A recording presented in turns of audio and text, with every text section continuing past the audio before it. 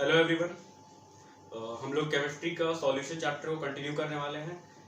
Offline batches में कुछ class हम दिए थे जहाँ पे इंट्रोडक्शन दिए थे सॉल्यूशन का और कंसंट्रेशन टर्म को पढ़े थे। उसके बाद से हम लोग यहाँ कंटिन्यू कर रहे हैं। ठीक है, ये ऑनलाइन क्लास है तो यहाँ पे पूरा सिलेबस कवर करना थोड़ा मुश्किल है, इसीलिए यहाँ पे हम उन्हीं बातों को डिस्कस करेंगे जो बहुत ज़्यादा इंपॉर्टेंट है, ताकि आपका सिलेबस भी कवर हो जाए और आपको एक प्रॉपर गाइडेंस मिल सके। ठीक है, तो यहाँ पे हम स्टार्ट करने वाले सॉल्युबिलिटी टॉपिक, और उसके बाद जो भी इंपॉर्टेंट टॉपिक होता है एग्जाम पॉइंट ऑफ व्यू से और चैप्टर को समझने के लिए वो सब डिस्कस किया जाएगा। ठीक है, तो सबसे पहले बात करते हैं सॉल्युबिलिटी का।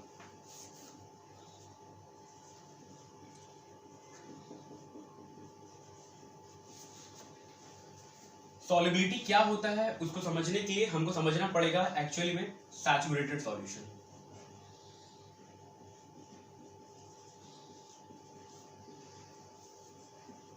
अब सैचुरेटेड सॉल्यूशन कोई नया चीज तो है नहीं, सबको मालूम है क्या होता है। ठीक है, एग्जांपल के तौर पे देखिए, ये एक कंटेनर है या ग्लास है, ग्लास में पानी लिए हैं और इसमें हम सॉल्ट ऐड कर रहे हैं। ठीक है, और इसमें सॉल्ट तब तक ऐड करते रहते हैं जब तक ये हाईली कॉन्सेंट्रेटेड नहीं हो जाए। तो एक बार हम सॉल्ट ऐड करना स्टार्ट करते हैं, फिर एक टाइम आता है कि इसमें और ज्यादा सॉल्ट जब हम ऐड कर रहे हैं तो वो इसमें घुलेगा नहीं, बल्कि वो नीचे जाके बैठ जाएगा। ठीक है, इस समय जितना सॉल्ट ऐड हो चुका होगा उसी को हम कहते हैं सॉल्युबिलिटी, और ये जो सॉल्यूशन तैयार हुआ है उसको हम बोलते हैं सैचुरेटेड सॉल्यूशन। मतलब साफ है कि सॉल्युबिलिटी समझाने के लिए पहले सॉल्यूशन को सैचुरेटेड होना पड़ेगा। सैचुरेटेड सॉल्यूशन का मतलब होता है the solution in which no more solute can dissolve. ठीक है, अब सैचुरेटेड सॉल्यूशन तैयार करना भी थोड़ा बहुत ध्यान देने वाला बात है। जैसे सबसे पहले तो हमको ध्यान देना पड़ता है अमाउंट ऑफ सॉल्वेंट के बारे में। अमाउंट ऑफ सॉल्वेंट, जैसे कि आपको दिख रहा है एक गिलास पानी लिए हैं, अगर हम 2 गिलास पानी लेंगे तो ज्यादा सॉल्यूट ऐड होगा तो सॉल्युबिलिटी बढ़ जाएगा। सॉल्युबिलिटी क्या है, वहां पे कितना सॉल्यूट ऐड हुआ। तो जाहिर सा बात है कि अगर ज्यादा अमाउंट ऑफ सॉल्वेंट लेंगे तो ज्यादा अमाउंट ऑफ सॉल्यूट लगेगा तो सॉल्युबिलिटी बढ़ जाएगा। इसीलिए हमको जरूरत है अमाउंट ऑफ सॉल्वेंट को फिक्स करने का। तो चाहे हम सैचुरेटेड सॉल्यूशन बना रहे हो या सॉल्युबिलिटी का बात कर रहे हो, सबसे पहला जो चीज है वो तो ये है कि अमाउंट ऑफ सॉल्वेंट को फिक्स करना पड़ेगा, उसको एक स्पेसिफिक अमाउंट में रखना पड़ेगा। दूसरा नंबर बात होता है टेम्परेचर का। ठीक है, टेम्परेचर का, कि हमको टेम्परेचर को भी फिक्स रखना पड़ेगा। क्यों? अगर हम टेम्परेचर को राइज करते हैं तो और ज्यादा सॉल्यूट ऐड होने लगता है। जैसे कि आप एग्जांपल के तौर पे वही नमक और पानी वाला एग्जांपल सोचिए कि अगर हम नमक ऐड करते जा रहे हैं और सॉल्यूशन सैचुरेटेड हो चुका है, ठीक है, अब उसमें और सॉल्यूट ऐड नहीं होगा, मतलब और नमक ऐड नहीं होगा। फिर क्या है कि हम उसका टेम्परेचर को राइज करते हैं, टेम्परेचर बढ़ाते हैं, अब उसमें सॉल्यूट ऐड होना स्टार्ट हो जाएगा। ठीक है, तो ये हमको ध्यान देना है कि हमको टेम्परेचर को भी फिक्स रखना है। इसका मतलब हम 2 क्वांटिटी पे ध्यान रखेंगे, एक तो अमाउंट ऑफ सॉल्वेंट पे, इसको हमको फिक्स करना पड़ेगा, और दूसरा है टेम्परेचर पे। जब ये दोनों फिक्स कर देंगे उसके बाद हम सैचुरेटेड सॉल्यूशन तैयार करेंगे और हम देखेंगे कि कितना सॉल्यूट ऐड हुआ, that amount of solute is known as its solubility. ठीक है, समझ में आ गया सब कुछ? ठीक है, आपको प्रॉपर नोट से सब कुछ मिल जाएगा, यहाँ बस हम इसको एक्सप्लेन कर रहे हैं जल्दी जल्दी। ठीक है, तो यहाँ पर हम बहुत ज्यादा लिखवाएंगे नहीं, बहुत ज्यादा नोट्स के बारे में बात नहीं करेंगे, सिर्फ हम कंसेप्ट के बारे में बात करेंगे, ताकि आप जब नोट्स खुद से पढ़िए तो आपको समझ में आ जाए। ठीक है, तो सॉल्युबिलिटी क्या होता है? Solubility is the amount of solute that can dissolve to make a solution saturated. ठीक है, मतलब जब सॉल्यूशन सैचुरेटेड हो चुका होगा उस समय कितना सॉल्यूट ऐड हुआ है कि सॉल्यूशन में, वही उसका सॉल्युबिलिटी है। ठीक है, क्लियर है? अब सॉल्युबिलिटी किन किन फैक्टर पर डिपेंड करता है उनके बारे में बात करते हैं। तो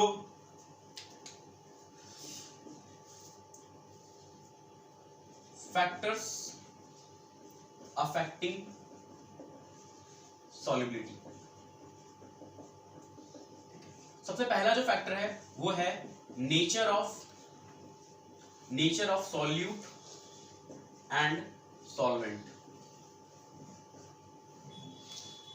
कोई भी चीज किसी चीज में कितना ज्यादा घुलेगा या कितना कम घुलेगा, इस बात का पता चलेगा सॉल्यूट और सॉल्वेंट के इंटरेक्शन से। ठीक है, सॉल्यूट सॉल्वेंट में कितना ज्यादा डिसॉल्व हो सकता है, उसी से उसका सॉल्युबिलिटी डिफाइन होगा। तो पहला फैक्टर तो ये है कि सॉल्यूट और सॉल्वेंट के बीच में क्या इंटरेक्शन है, उसी से हमको पता चलेगा उसका सॉल्युबिलिटी क्या है, first point. Second point, temperature, जैसे कि इस एग्जांपल में भी समझाया था कि टेम्परेचर को कांस्टेंट रखना है, तो टेम्परेचर भी वो फैक्टर है जिससे सॉल्युबिलिटी चेंज होता है। और थर्ड फैक्टर है प्रेशर।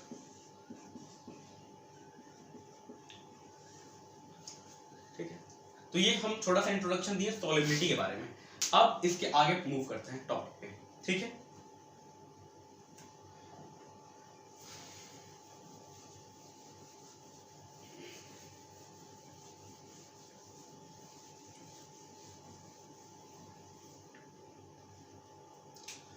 तो फर्स्ट है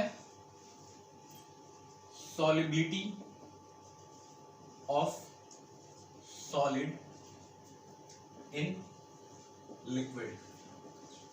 मतलब एक सॉलिड सॉल्यूट लेना है और उसको एक लिक्विड सॉल्वेंट में घोलना है। ठीक है, और उसका सॉल्युबिलिटी को चेक करना है। ठीक है, तो मेरा जो सॉल्यूट है वो सॉलिड फेज में है और सॉल्वेंट जो है वो लिक्विड फेज में है। जब हम सॉल्यूशन चैप्टर स्टार्ट किए थे तो ये बताए थे कि सॉल्वेंट का काम है सॉल्यूशन को अपना फेज देना, और यहाँ पे सॉल्वेंट का फेज लिक्विड है तो सॉल्यूशन का भी फेज लिक्विड हो जाएगा।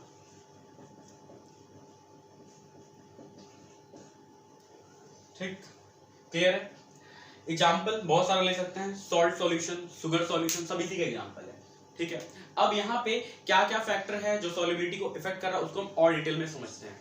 ठीक है, तो पहला फैक्टर तो हम समझ चुके हैं, nature of solute and solvent. First factor क्या था?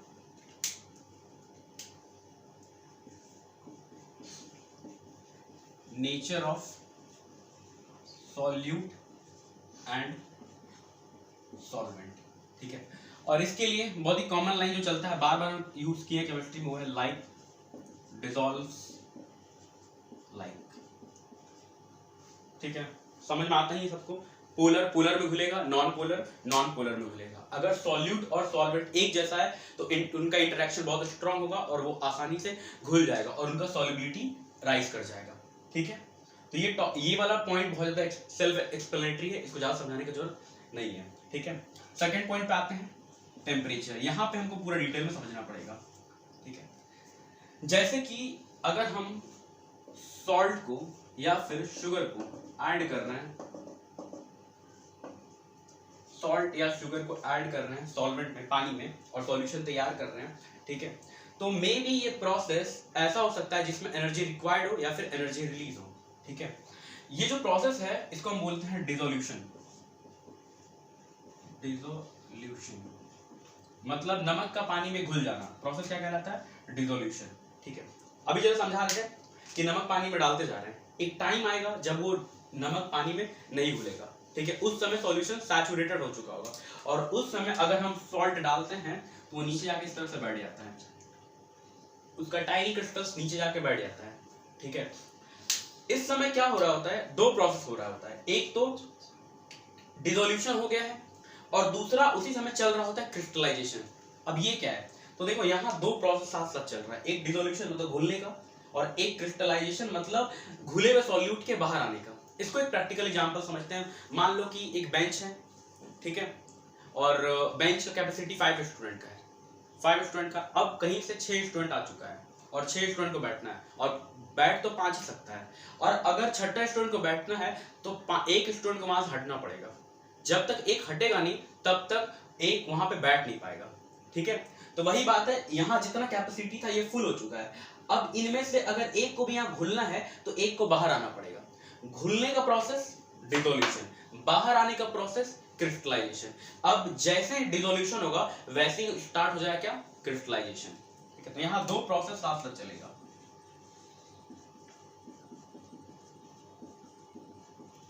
डिसोल्यूशन और क्रिस्टलाइजेशन। जब सॉल्यूशन सैचुरेटेड हो जाएगा उस समय rate of dissolution is equal to हो जाएगा रेट ऑफ क्रिस्टलाइजेशन। ठीक है, और ये प्रोसेस पूरा इक्विलिब्रियम में आ जाएगा। ठीक है, इक्विलिब्रियम क्लास 11 का टॉपिक, वहां पे थोड़ा सा आपको फोकस करना पड़ेगा। इक्विलिब्रियम में बताया है rate of forward reaction is equal to rate of backward reaction होता है। मतलब यहाँ पर फॉरवर्ड रिएक्शन अगर हम डिसोल्यूशन को मान ले तो rate of dissolution is equal to rate of crystallization है। ठीक है, तो इक्विलिब्रियम अचीव हो चुका है। अब हमको ये देखना है कि इन दोनों में से एक प्रोसेस कैसा है, एक्सोथर्मिक है कि एंडोथर्मिक है। दोनों हो सकता है, जरूरी नहीं है कि वो एंडोथर्मिक ही होगा या एक्सोथर्मिक ही होगा, दोनों में से कुछ भी हो सकता है, ठीक है। तो हम ऐसा मान लेते हैं कि ये प्रोसेस एंडोथर्मिक है, तो एंडोथर्मिक के लिए क्या होगा, डेल्टा एच पॉजिटिव, ठीक है। इधर फॉरवर्ड हम क्रिस्टलाइजेशन को लिख दिए हैं, ठीक है, थोड़ा उल्टा करते हैं तब ज्यादा समझ में आएगा। इधर कर देते हैं डिसोल्यूशन को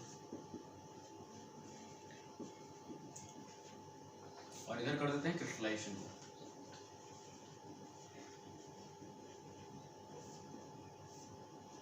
अब हम ये बोलना चाह रहे हैं कि जो डिसोल्यूशन है वो एंडोथर्मिक है, एंडोथर्मिक मतलब उसमें हीट एब्जॉर्ब होगा, तो डेल्टा एच क्या रहेगा, पॉजिटिव। अब हमको लगाना है ली चैटलियर प्रिंसिपल, ली चैटलियर्स प्रिंसिपल।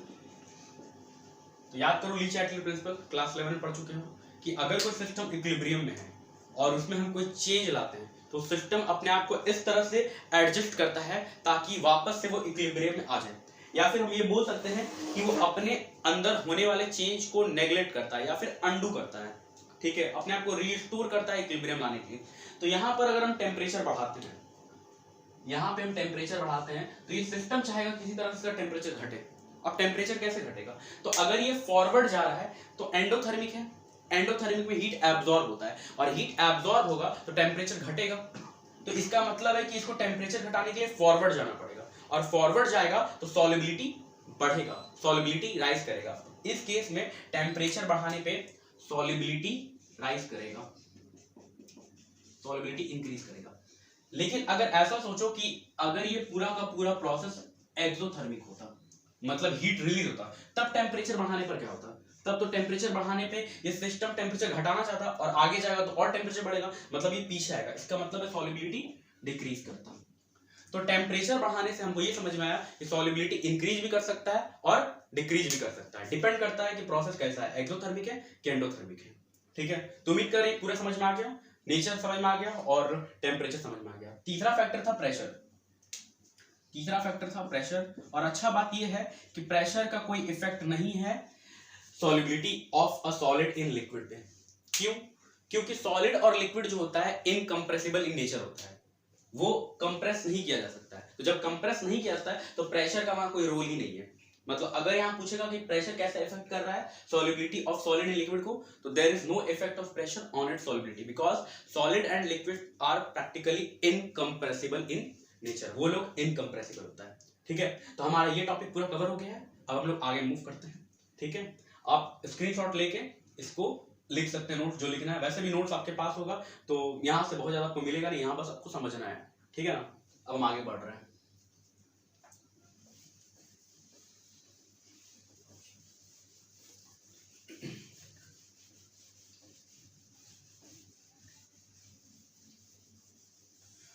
अगला है सॉल्युबिलिटी ऑफ, सेकंड है ये solubility of gas in liquid, ठीक है। मतलब इस बार जो सॉल्यूट है वो गैस है,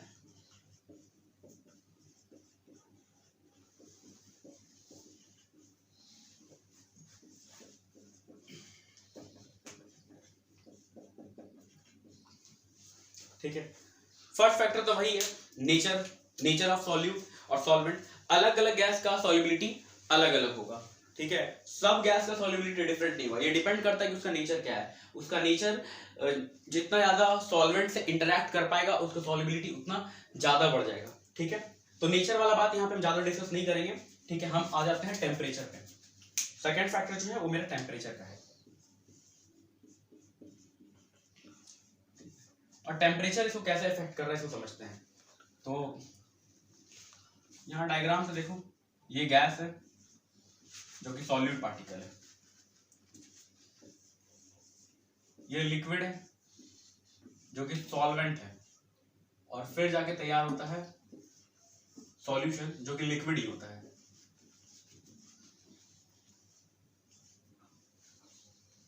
ठीक है। अब बात ऐसा है कि पहले फेज जो था वो गैसियस था और अल्टीमेटली जाके लिक्विड हो गया है, ये भी लिक्विड था लेकिन कुल मिला के लिक्विड ही हो गया, मतलब बोल सकते हैं गैसियस फेज लिक्विड फेज में कन्वर्ट हो चुका है। और हम जानते हैं कि गैसियस फेज में एनर्जी हाई होता है, हाई एनर्जी, क्योंकि मॉलिक्यूल बहुत रैंडम मोशन कर रहा होता है, बहुत हाई स्पीड में मूव कर रहा होता है, तो यहाँ पे एनर्जी हाई होता है और यहाँ पर एनर्जी लो होता है। यहाँ एनर्जी हाई है, यहाँ एनर्जी लो है। अब हाई एनर्जी से लो एनर्जी में जाना है, इसका मतलब क्या है, एनर्जी रिलीव करना है। और अगर एनर्जी रिलीव करना है तो ये प्रोसेस कैसा हो गया, एक्सोथर्मिक। ये पूरा का पूरा प्रोसेस हो चुका है एक्सोथर्मिक। अब एक्सोथर्मिक के बारे में जो अभी समझा है उसी को यहाँ पे अप्लाई कर देना है कि अगर हम टेम्परेचर बढ़ाते हैं तो सॉल्युबिलिटी क्या होगा।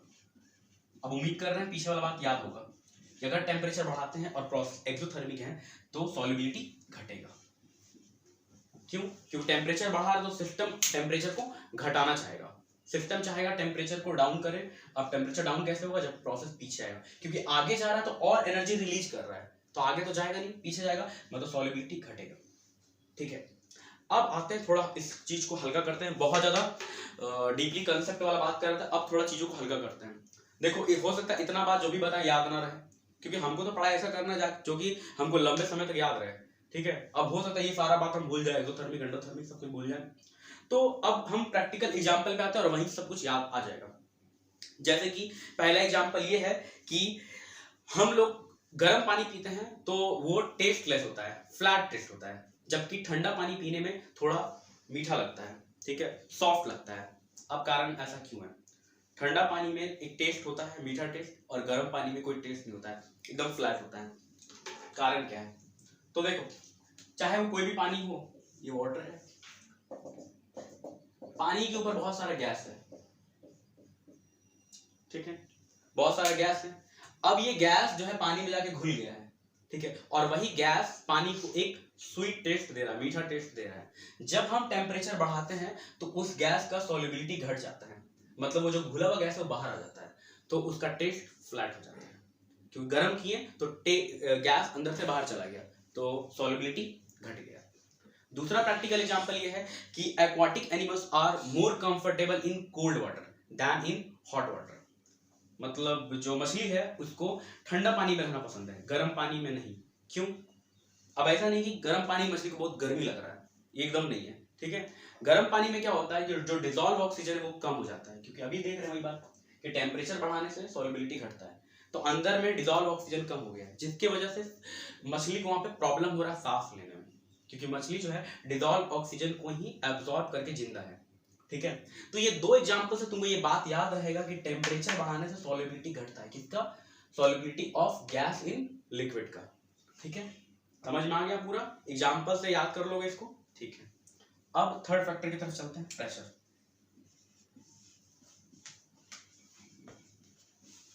और यहीं से तुम्हारा मेन टॉपिक स्टार्ट होगा।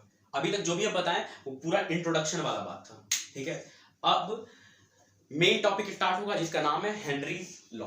ठीक है, तो हम लोग मूव करते हैं हेनरीज लॉ की तरफ और देखते हैं हेनरी लॉ क्या है। एक्चुअली हेनरी लॉ प्रेशर वाला फैक्टर है जो कि अफेक्ट कर रहा है solubility of a gas in liquid को। ठीक है, चलो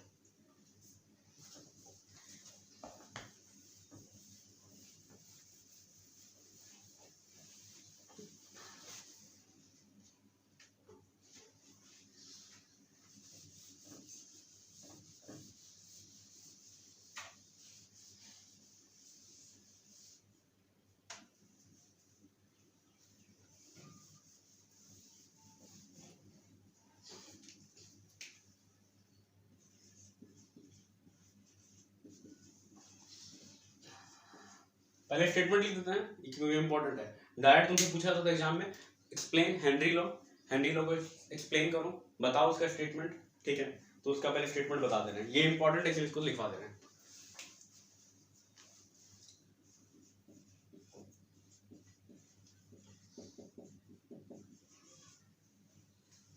The solubility of a gas in a liquid is directly proportional to its partial pressure above the liquid surface। ठीक है, देखो बहुत सिंपल स्टेटमेंट है, ठीक है। अगर हेनरी लॉ तुमको नहीं भी आता है तो बिना लॉ पढ़े भी तुम समझ जाओगे क्या बोल रहा है, ठीक है। पहले हम डायरेक्ट समझा देते हैं फिर लॉ पे आते हैं।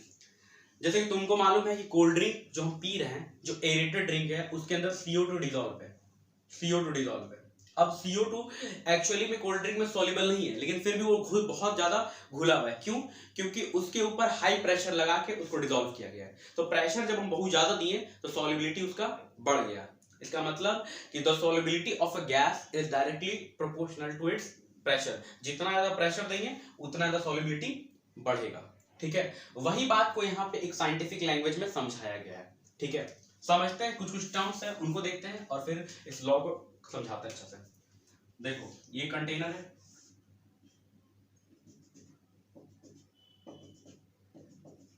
ठीक है, और ये एक लिक्विड है, पानी भी मान सकते हो, पानी है। अब इसके ऊपर कुछ गैस है, ठीक है। तो डिफरेंट डिफरेंट गैस है, मान लेते हैं 2 गैस है। ऑन करना,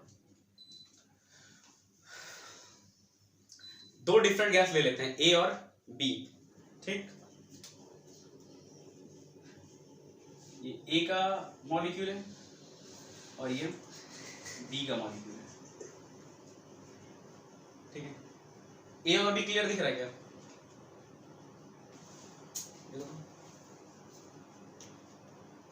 नहीं दिख रहा है, एकदम नहीं दिख रहा है।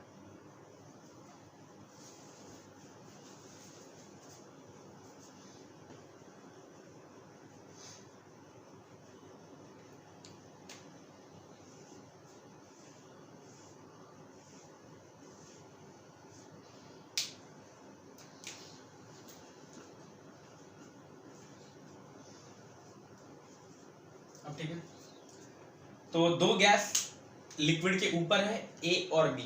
अब गैस का ये टेंडेंसी है कि वो लिक्विड में जाके डिसॉल्व हो जाए, घुल जाए, ठीक है, ये टेंडेंसी है उसका। अब दोनों गैस जाके लिक्विड में घुलना चाहेगा, कौन सा गैस ज्यादा घुलेगा?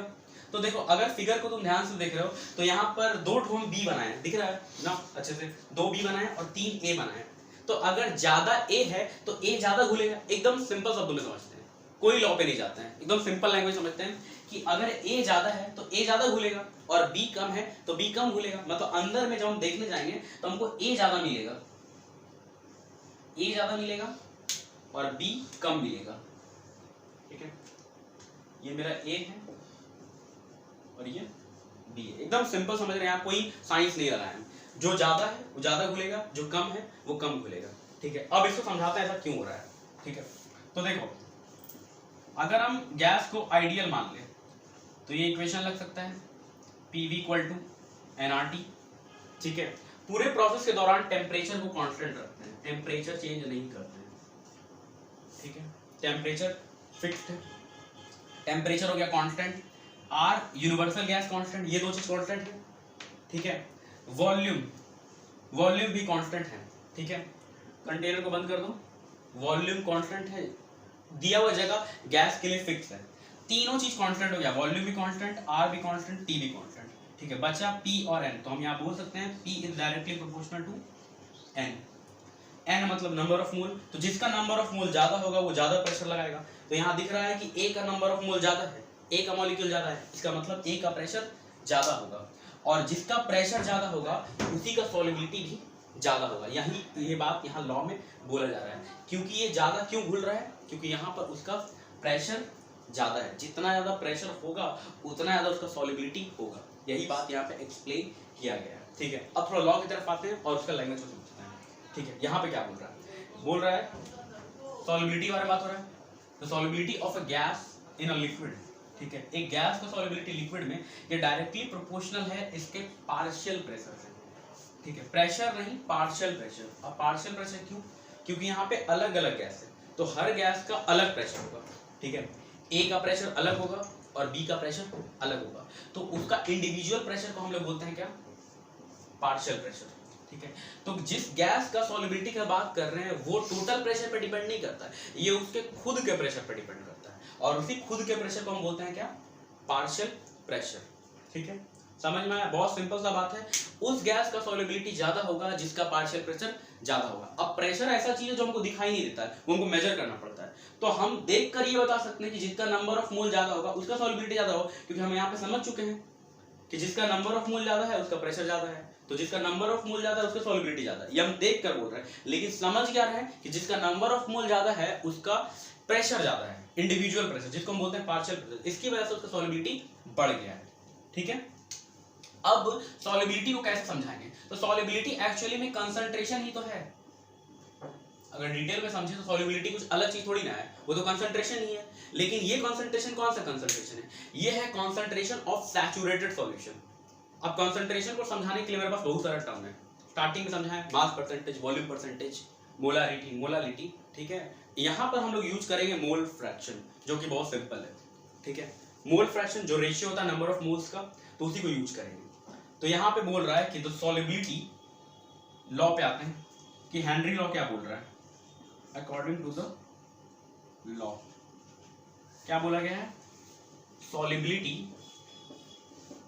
Solubility is directly proportional to its partial pressure. यही है, इसको हम उल्टा करके भी लिख सकते हैं। x is directly proportional to y है, तो हम ये भी बोल सकते हैं y is directly proportional to x होगा।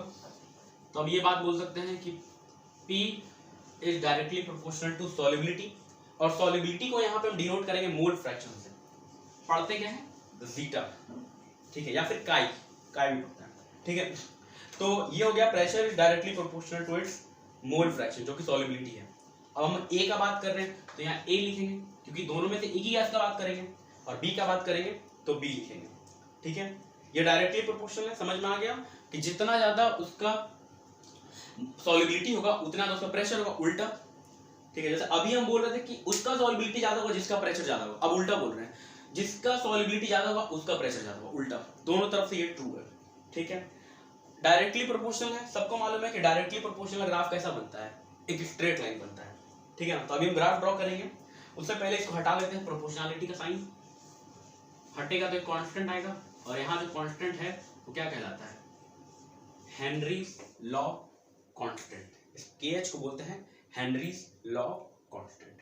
ठीक है, तो यहाँ तो समझ में आ गया। ठीक है, स्क्रीनशॉट ले लीजिए। ठीक है, रब कर रहे हैं।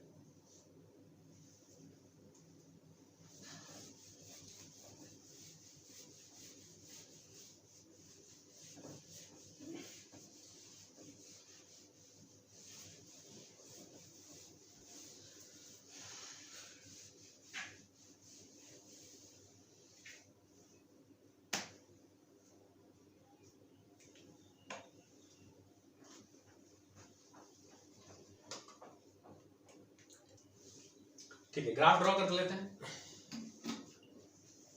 तो ग्राफ किसके बीच में? Solubility and partial pressure. तो एक तरफ पार्शियल प्रेशर और एक तरफ सॉल्युबिलिटी। ठीक है, सबको मालूम है कि डायरेक्टली प्रोपोर्शनल है तो ग्राफ कैसा बनेगा? Straight line. ठीक है, अब क्या ये स्ट्रेट लाइन ओरिजिन से पास करेगा? यही चेक करना है। मतलब क्या सॉल्युबिलिटी जीरो होगा तो पार्शियल प्रेशर जीरो होगा? एकदम होगा। क्यों? सॉल्युबिलिटी जीरो मतलब वहां एक भी मोल नहीं है, एक भी मॉलिक्यूल नहीं है ए का, तो एक भी मोल नहीं है तो प्रेशर कहां से आएगा? प्रेशर तो जीरो होगा, मतलब जीरो जीरो से पास करेगा। तो एक ग्राफ बनाओ जो कि यहां से पास करे, यही ग्राफ है हेनरीज लॉ का। और इस ग्राफ का जो स्लोप होगा वही क्या होगा? KH होगा, हेनरीज लॉ कांस्टेंट। ठीक है, फॉर्मूला से निकाल सकते हो प्रेशर बाई सॉल्युबिलिटी।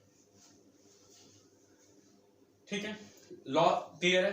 अब KH का वैल्यू किन किन बातों पर डिपेंड करता है? ठीक है, फैक्टर्स अफेक्टिंग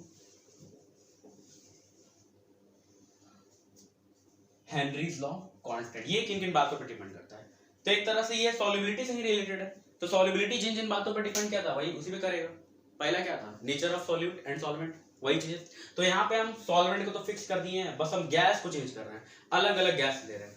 जैसे पानी है तो उसमें कभी CO2 डाल रहे हैं, कभी O2 डाल रहे हैं, अलग अलग गैस का सॉल्युबिलिटी चेक कर रहे हैं। तो पहला ये है, डिपेंड करता है नेचर ऑफ गैस पे। ठीक है, नेचर ऑफ गैस पे। कुछ डाटा उठाते हैं एनसीईआरटी से, फिर समझाते हैं उसको।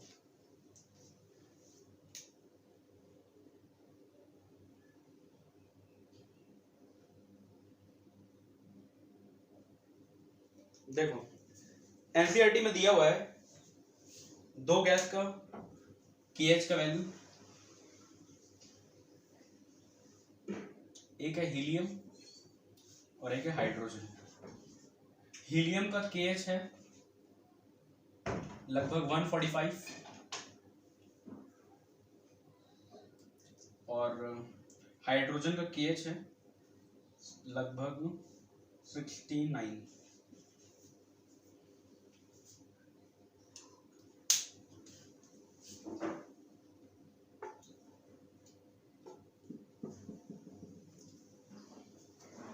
अच्छा एक चीज डिस्कस नहीं की, KH का यूनिट क्या होगा, ठीक है। फॉर्मूला पे थोड़ा आ जाओ। तो ये था फॉर्मूला,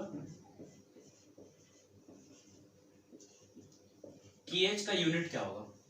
तो देखो तुम सोचो इसके बारे में, मोल फ्रैक्शन के बारे में। मोल फ्रैक्शन का क्या यूनिट होता है, कोई यूनिट नहीं होता है। क्यों? क्योंकि एक फ्रैक्शन है, रेशियो है, और रेशियो में तो जो चीज ऊपर होता है वही चीज नीचे होता है, तो वो कट जाता है, तो इसका कोई यूनिट नहीं है।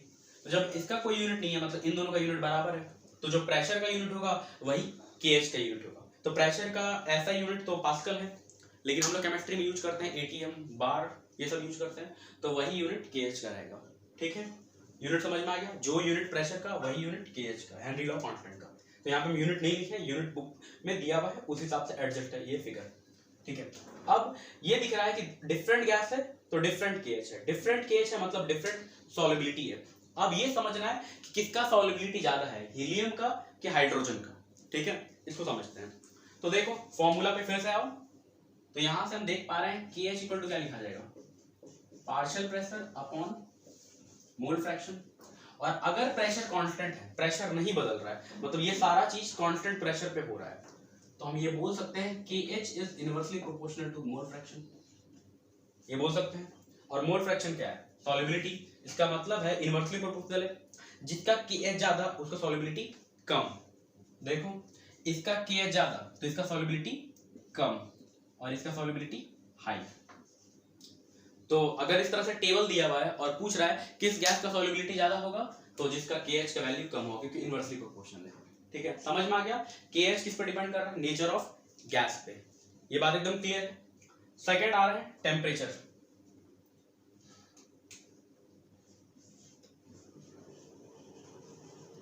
टेम्परेचर पे कैसे इफेक्ट है, तो अभी हम टेम्परेचर का सारा बात किए कि टेम्परेचर बढ़ाने से सॉल्युबिलिटी क्या होता है, घटता है। समझा दिए पूरा। ठीक है, नहीं समझ में आएगा वीडियो को फिर से देखना, समझ में आ जाएगा।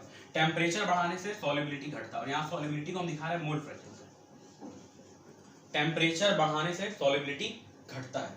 ठीक है, और सॉल्युबिलिटी मतलब मोल फ्रैक्शन और KH इनवर्सली प्रोपोर्शनल है, मतलब ये घटेगा तो ये बढ़ेगा। तो अब इन दोनों को अगर हम डायरेक्टली कनेक्ट करें तो डायरेक्टली प्रोपोर्शनल हो गया, मतलब temperature is directly proportional to KH। ठीक है, डायरेक्टली प्रोपोर्शनल बोलना एकदम अच्छा, एकदम ठीक बात भी नहीं है कि डायरेक्टली प्रोपोर्शनल बोल सकते हैं, लेकिन इतना तो बोल सकते हैं क्या कि टेम्परेचर बढ़ाने से KH का वैल्यू बढ़ेगा। ये देखो, ये बोलना एकदम ठीक बात भी नहीं है कि हम ऐसे बोलते डायरेक्टली प्रोपोर्शनल, लेकिन इतना तो समझ में आ रहा है कि टेम्परेचर बढ़ाएंगे तो KH का वैल्यू बढ़ेगा, मतलब KH टेम्परेचर पे भी डिपेंड करता है। ठीक है, तो ये हो गया हेनरी लॉ कांस्टेंट के बारे में, उसका यूनिट के बारे में, उनका फैक्टर के बारे में। ठीक है, ग्राफ समझ में आ गया। ग्राफ दिया रहेगा, कुछ कोऑर्डिनेट दिया रहेगा, तो KH निकाल लेंगे, कैसे निकालेंगे, स्लोप से। ये सब तुमको करने आता है। ठीक है, क्योंकि ये सब हर चैप्टर में पढ़ते हैं। ठीक है, तो समझ में आ गया ये पूरा हेनरीज लॉ।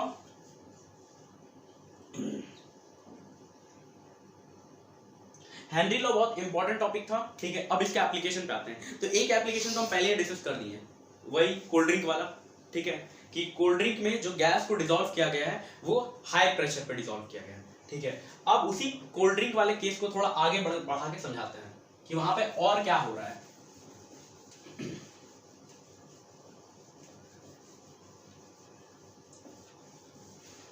ठीक है,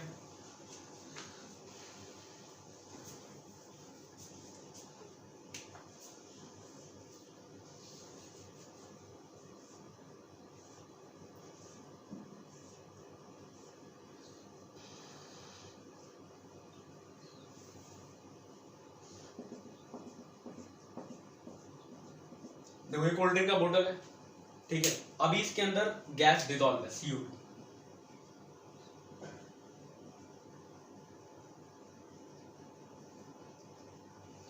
जैसे ही इसका ढक्कन हम खोलते हैं, ओपन करते हैं इसको, ढक्कन खोलते के साथ क्या होता है, इसका प्रेशर घट जाता है। अब प्रेशर घटेगा तो हेनरी लॉ बोलता है कि प्रेशर से डायरेक्टली प्रोपोर्शनल सॉल्युबिलिटी, मतलब सॉल्युबिलिटी ज्यादा तो प्रेशर ज्यादा, या फिर उल्टा कि प्रेशर ज्यादा तो सॉल्युबिलिटी ज्यादा। अब प्रेशर क्या हो गया है, घट गया है, तो प्रेशर घटेगा तो सॉल्युबिलिटी घटेगा, मतलब जो भी गैस अंदर डिसॉल्व है वो बाहर आना चाहेगा।